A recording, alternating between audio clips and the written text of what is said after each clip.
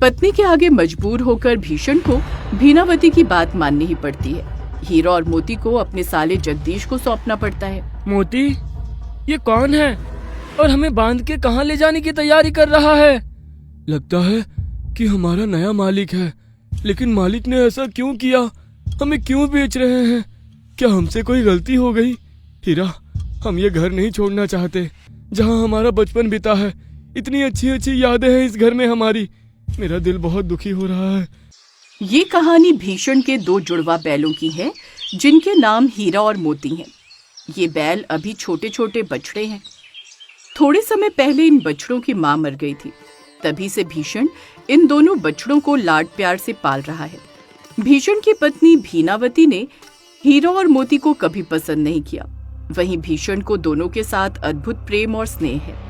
हीरा और मोती दोनों ही बहुत नटखट और शरारती बच्चे हैं। दोनों हमेशा शैतानी करते रहते हैं। उनकी इन्हीं शैतानियों को देखकर भीषण बहुत खुश होता है और आनंद लेता है। वहीं भीनावती बहुत गुस्सा करती है। हाय राम, हीरा और मोती, तुम दोनों कर्म जलों ने ये क्या कर दिया? मेरी सारी मेहनत को मिट्टी में मिला दिया। अरे भीनावती, क्यों इन दोनों नटखट बच्चों पर गुस्सा कर रही हो? क्या हुआ है? आओ देखो तुम्हारे नटखट बच्चों ने क्या किया है। मैंने चारे के ढेर लगा कर रखे थे और इन्होंने अपने सींगों पर उछाल उछाल कर सारे ढेर गिरा दिए हैं। अरे भीनावती, गुस्सा क्यों करती हो फालतू में? बच्चे हैं, ये शरारत नहीं करेंगे तो फिर कौन करेगा? और वैसे भी मुझे इनकी शरारतें और नटखटपन देखकर बहुत ही मजा आता है। देखो तो कितने अच्छे लग रहे हैं दोनों एक दूसरे के साथ खेलते हुए। दिल को सुकून मिलता है इन्हें देखकर। अच्छा, तुम्हें इतना ही अच्छा लग रहा है तो तुम ही चारे के ढेर दोबारा से वापस लगा देना। मैं नहीं करने वाली अब कुछ भी। भीषण उन दोनों को बहुत प्रेम करता था। वहीं हीरा और मोती में भी एक अद्भुत स्नेह था। दोनों भाई एक दूसरे से बहुत ज्यादा प्रेम करते थे। दोनों जुड़वा थे, जिस वजह से अगर चोट एक को लगती तो घाव दूसरे को होता, और अगर दर्द एक को होता तो उस दर्द का एहसास दूसरे भाई को होता। दोनों एक दूसरे के साथ बहुत भाईचारे के साथ घुल मिल कर रहते थे। फिर ऐसे ऐसे दिन बीतते गए। समय के साथ हीरा और मोती भी अब जवान हो चुके थे। दोनों कद काठी में बहुत ऊंचे, लंबे और खूबसूरत हो गए थे। दोनों अब काम में भी अपने मालिक के साथ हाथ बटाने लगे थे। मालिक, अब तो हम जवान हो गए हैं। अब हमारा भी फर्ज बनता है कि हम आपके साथ खेतों में चलकर काम करें। बचपन से आपने हमारे लिए बहुत किया है। अब हमारी बारी है कि हम आपके लिए कुछ करें। हाँ मालिक, हीरा सही कह रहा है। अब हम भी आपके साथ खेतों में काम करेंगे। आपको खेत जोतने के लिए पड़ोस के गांव से बैल लाने की कोई जरूरत नहीं है। हम जवान हो चुके हैं, हम खुद खेतों को जोतेंगे। आज मुझे लगा कि सच में मेरे हीरा और मोती जवान हो गए हैं। देखा भीनावती, मैं ना कहता था कि हीरा और मोती बहुत समझदार है। देखो आज ये कितने समझदार हो गए हैं। मेरे साथ खेतों में काम करने के लिए तैयार हो गए हैं। तुम और तुम्हारे बैल एक ही जैसे हैं। जानवरों के साथ रहते रहते तुम भी जानवर बन गए हो। हाँ। भीनावती, ना जाने तुम कब समझोगी पगली। भीषण के साथ अब हीरा और मोती पूरा पूरा दिन खेतों में काम करते, खेत जोतते, और इस काम से हीरा और मोती को बहुत सुख मिलता था कि वो अपने मालिक के लिए कुछ कर पा रहे हैं। साथ ही भीषण भी अपने दोनों बैलों से बहुत खुश था। मोती, मैं चाहता हूँ कि हल जिस ओर से भारी है उस ओर से आज मैं हल चलाऊंगा। नहीं हीरा, तुम ऐसा क्यों कह रहे हो? तुम जल्दी थक जाते हो क्योंकि बचपन में तुम्हारी एक टांग टूट गई थी। तुम हल्का हल्का भार उठाओ और हल्का भारी वाला भाग मैं उठाऊंगा। दोनों के स्नेह और प्यार की तो पूरे गांव में चर्चा होती ही थी, पर अब दोनों के काम की भी सारे गांव में चर्चा होने लगी थी। यही नहीं, अब दूर दूर तक हीरा और मोती की चर्चा हो रही थी कि जहां आम बैलों का जोड़ा दिन में 1 या 2 ही खेत जोत पाता है, वहीं हीरा और मोती एक दिन में 10-10 खेत जोत रहे हैं और अपने मालिक को इतना फायदा दे रहे हैं।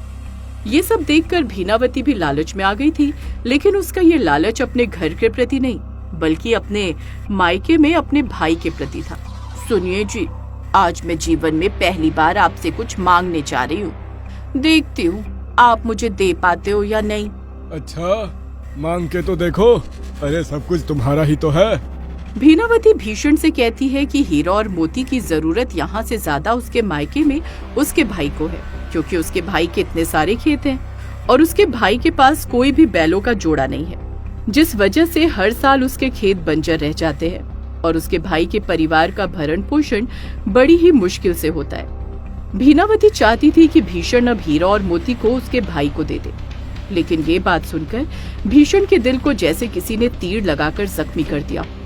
ये बात भीषण को बिल्कुल भी अच्छी नहीं लगती है, लेकिन अपनी पत्नी से किए गए वादे के मुताबिक भीषण मजबूर था।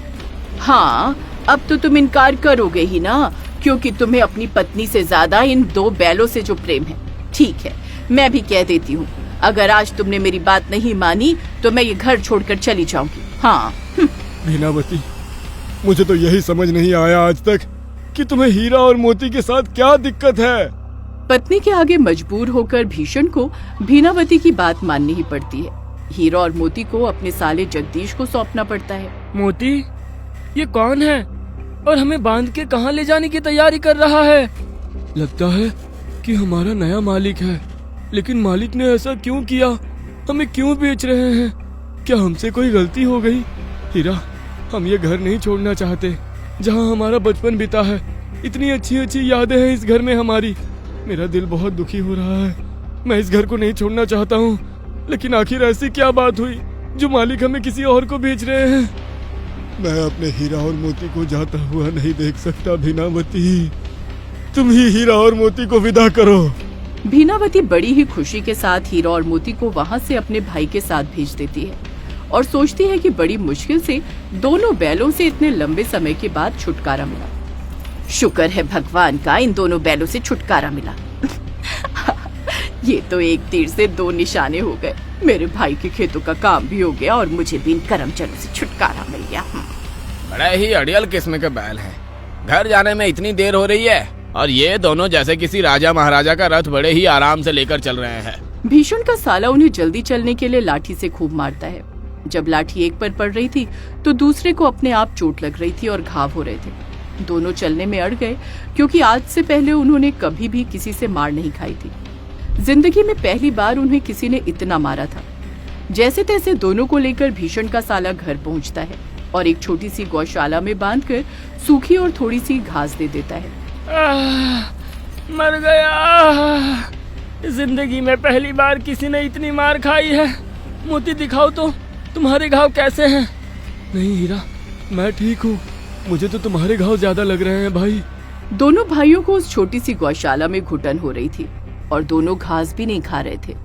ये लो, तुम दोनों के लिए मैं बची हुई सूखी रोटी लेकर आई हूँ। घर में इतना ही बचा था, इसीलिए मैंने सोचा कि तुम दोनों भूखे होगे तो मैं तुम्हारे लिए रोटी लेकर आ गई। जल्दी जल्दी खा लो, नहीं तो मेरा बेटा आ जाएगा और मुझ पर बहुत गुस्सा करेगा। हीरा, ये आदमी जो हमें इतना मार मार के यहाँ लाया है, ये तो अपने घर में भी बहुत क्रूर है। समझ में नहीं आ रहा कि हम यहाँ कैसे रहेंगे। हीरा, ऐसा करते हैं, हम यहाँ से भाग चलते हैं। हाँ मोती, मुझे मालिक की और घर की बहुत याद आ रही है। तुम सही कहते हो, हमें यहाँ से चले जाना चाहिए। चलो खूंटा तोड़कर भाग जाते हैं। हीरा और मोती खूंटे से रस्सी तोड़कर रात में भागकर अपने घर आ जाते हैं। सुबह जब भीषण हीरा और मोती को देखता है तो बहुत खुश हो जाता है। देखो भीनावती, हीरा और मोती लौट आए हैं। अरे, ये दोनों मेरे वफादार बैल हैं। ये मेरे बिना नहीं रह सकते, न ही मैं इनके बिना रह सकता हूँ। तुम इस बात को क्यों नहीं समझती हो? तुम क्या चाहते हो? मेरे भाई के खेत बंजर रहें? हमारा तो गुजारा जैसे तैसे फिर भी चल पड़ता है।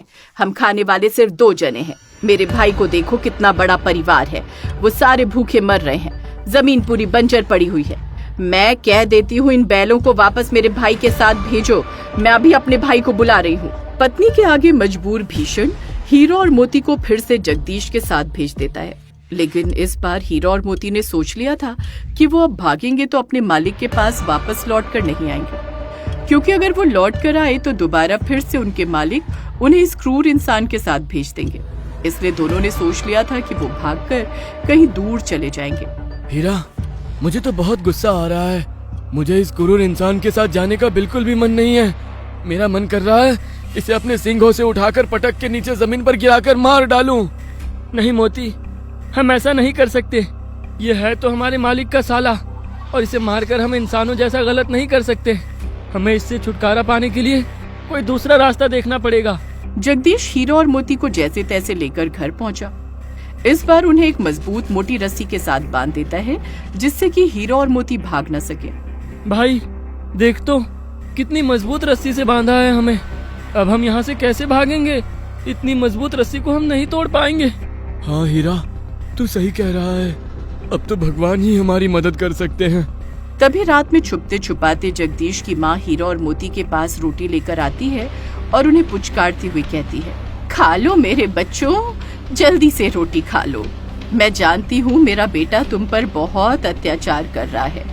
तुम यहाँ से भाग गए थे ना, तो इसलिए उसने तुम्हें मोटी रस्सी से बांध दिया है ताकि तुम दोबारा भाग न सको। अब वो तुम्हें नकेल डालने की बात कर रहा है। तुम भाग जाओ यहाँ से, भाग जाओ, मैं तुम्हारी रस्सी खोल देती हूँ। लेकिन माताजी, आप मुसीबत में पड़ जाएंगी। आपका बेटा समझ जाएगा कि आपने ही हमें खोलकर यहाँ से भगा दिया है। हम आपको मुसीबत में डालकर यहाँ से भागना नहीं चाहते। हाँ माताजी, हमारे जाने के बाद आपका बेटा आपके साथ ना जाने क्या करेगा। तुम मेरी चिंता ना करो, मैं सब संभाल लूंगी। तुम बस भाग जाओ यहाँ से। हीरा और मोती दोनों वहाँ से बहुत दूर भाग जाते हैं। जब इस बात की खबर भीषण को लगती है कि हीरा और मोती वहाँ से फिर से भाग गए हैं और वो लौटकर घर नहीं आए हैं, तो भीषण हीरा और मोती के लिए बहुत परेशान होता है। उनके वापस ना लौटने पर वो बहुत बीमार पड़ जाता है। मेरे हीरा और मोती वहाँ से फिर से भाग गए और इस बार लौटकर मेरे पास भी नहीं आए, क्योंकि उन्हें अब मेरे ऊपर यकीन नहीं रहा है। और यकीन हो भी कैसे?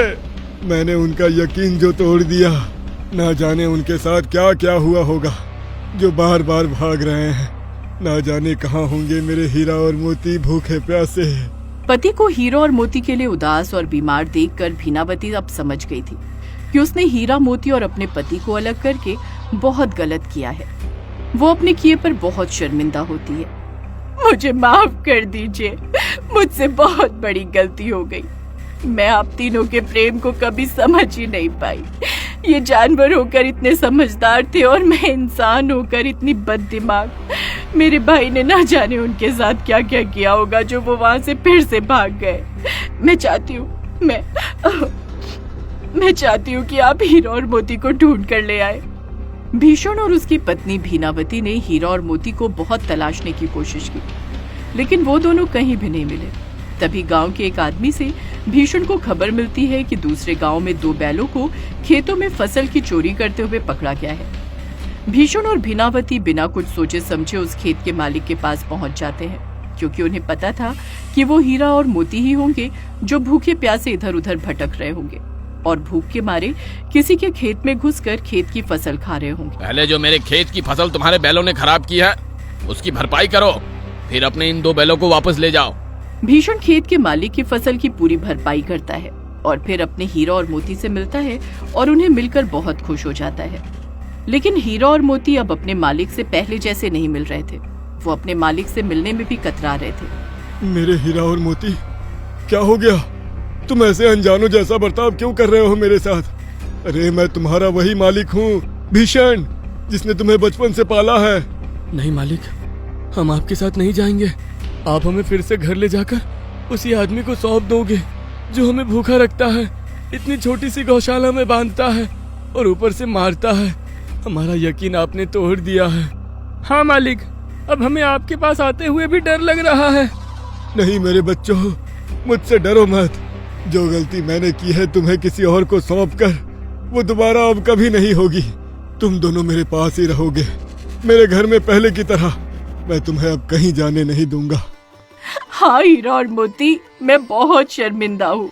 मैंने तुम्हें बचपन से लेकर कभी भी पसंद नहीं किया, लेकिन आज मेरी आंखें खुल गई है कि तुम सबका प्यार सही था और मैं गलत थी। मुझे मेरी गलती का एहसास हो गया। अब मैं तुम्हें वापस घर ले जाने के लिए आई हूँ। चलो अपने घर चलो। हीरा और मोती अपने मालिक और मालकिन के मुंह से ये सब सुनकर बहुत खुश हो गए थे और खुशी खुशी अपने घर जाते हैं। भीषण अब अपने दोनों बैलों को पाकर बहुत खुश था। साथ में भीनावती भी हीरा और मोती की अपने पति के साथ मिलकर खूब सेवा करती है। दोस्तों, अगर आपको हमारी ये कहानी अच्छी लगी तो लाइक, शेयर, सब्सक्राइब और कमेंट जरूर करें। हम आपके कमेंट को कहानी के अंत में आपके नाम के साथ जरूर दिखाएंगे।